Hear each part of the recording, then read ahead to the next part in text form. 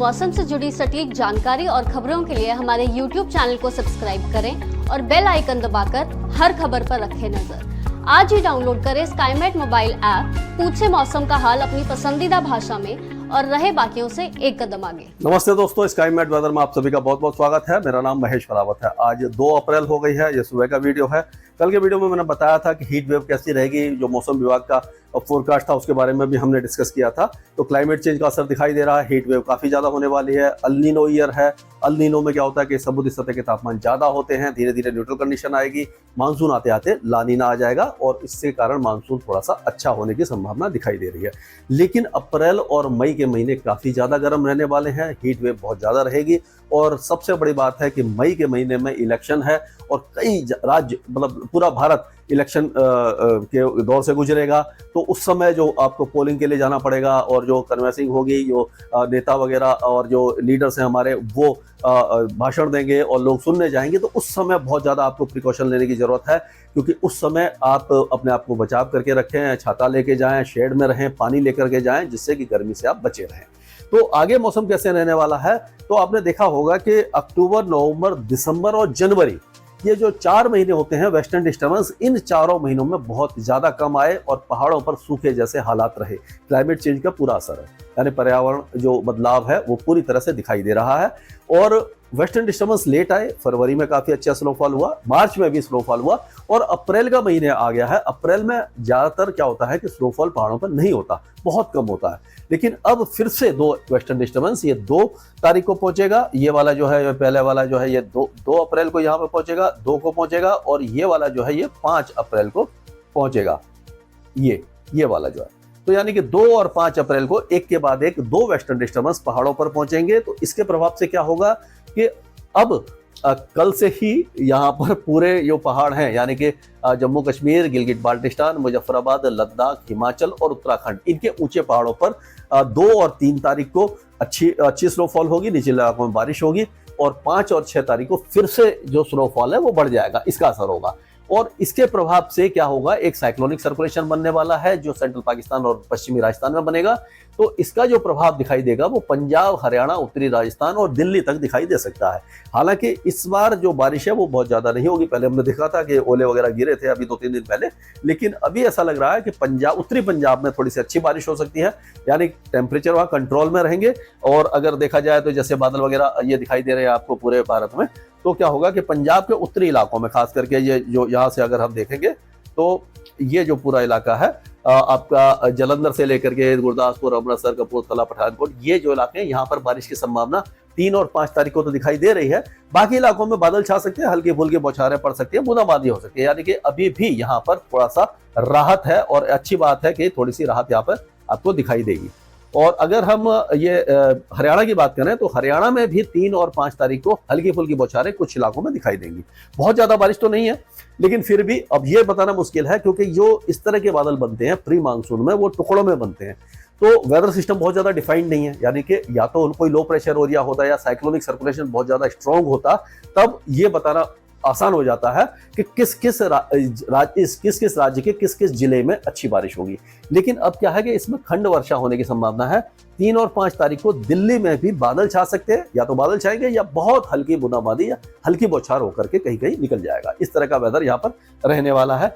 उत्तर प्रदेश के ज्यादातर इलाके अभी सूखे रहेंगे, शुष्क रहेंगे, गर्मी यहाँ पर बढ़ जाएगी, धीरे धीरे बढ़ रही है। हालांकि अब जो सुबह और रात के तापमान इस पूरे इलाके में बढ़ने वाले हैं। अब बिहार की अगर हम बात करें तो बिहार का भी मौसम अब गर्म होने वाला है, पूरी तरह शुष्क रहेगा, कोई भी वेदर एक्टिविटी यहाँ दिखाई नहीं दे रही। हो सकता है कि किशनगंज, अररिया और उसके आसपास के इलाकों में बहुत हल्की बारिश की गतिविधियां हो जाएं। अब अगर राजस्थान की बात करें तो 3 और 5 तारीख को गंगानगर, हनुमानगढ़ वगैरह ये फिर से कुछ वेदर एक्टिविटी देख सकते हैं, हल्की वेदर एक्टिविटी। लेकिन बाकी जो इलाके हैं, जैसलमेर, जोधपुर, बाड़मेर, सिरोही, पाली, जालौर, राजसमंद, चित्तौड़गढ़, भीलवाड़ा, बूंदी, कोटा, ये जो इलाके हैं ये सारे इलाके बहुत ज्यादा गर्म हो जाएंगे। 40 डिग्री से नीचे टेम्परेचर आ गए हैं, लेकिन फिर से 40 डिग्री के ऊपर टेम्परेचर आ जाएंगे। और हीट वेव जो है वो ये जो आपके इलाके हैं या बीकानेर से लेकर के ये जो पूरा इलाका है, यहाँ पर हीट वेव आएगी। हीट वेव ये अप्रैल और मई में आएगी। अप्रैल और मई में यहाँ पर हीट वेव आपको दिखाई देने वाली है और काफी ज्यादा गर्मी रहेगी। बाकी इलाके भी गर्म रहेंगे, लेकिन ये सबसे ज्यादा प्रभावित होने वाले हैं।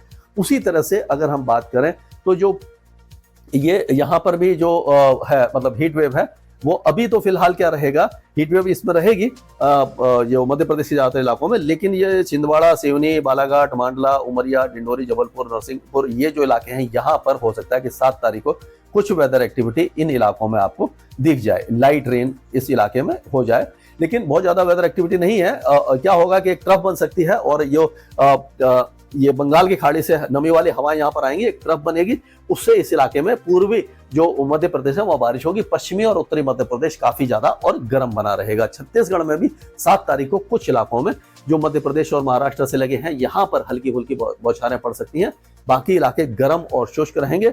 और उसी तरह से अगर झारखंड की बात करें तो झारखंड में अब कोई मौसमी गतिविधि हमें अगले 3-4 दिनों तक दिखाई नहीं दे रही है। काफी ज्यादा गर्मी रहेगी, धीरे धीरे गर्मी काफी ज्यादा बढ़ जाएगी। डाल्टनगंज और ये जो आपके जमशेदपुर वगैरह बहुत ज्यादा गर्म होने वाले हैं। उड़ीसा में अब जो हीट वेव की संभावना बन रही है और जो उमस है, गर्मी है, काफी ज्यादा परेशान करेगी।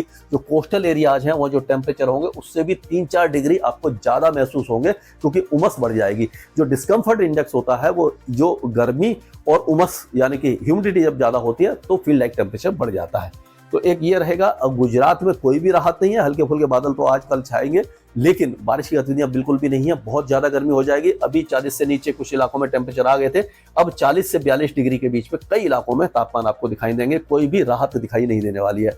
अब आप देखेंगे कि जो विदर्भ के दक्षिणी भाग हैं और जो नासिक है, अहमदनगर है, पुणे, ये जो इलाके यहाँ पर 6 तारीख को हल्की बारिश हो सकती है। उसके बाद बारिश की गतिविधियां 7 तारीख को आपका नागपुर, अमरावती और ये गोंडिया वगैरह, अकोला, जलगांव ये जो इलाके यहाँ पर तो बहुत हल्की होगी, लेकिन आपका यवतमाल, हिंगोली, जलना, औरंगाबाद, अहमदनगर ये जो इलाके, भीड़, उस्मानाबाद, सोलापुर ये जो इलाके हैं यानी मराठवाड़ा के और बाकी जो यहाँ तक ये जो इलाके हैं यहाँ पर मॉडरेट रेन हो सकती है, यानी कि मध्यम बारिश यहाँ पर हो सकती है और ओले भी गिर सकते हैं यहाँ पर कुछ इलाकों में।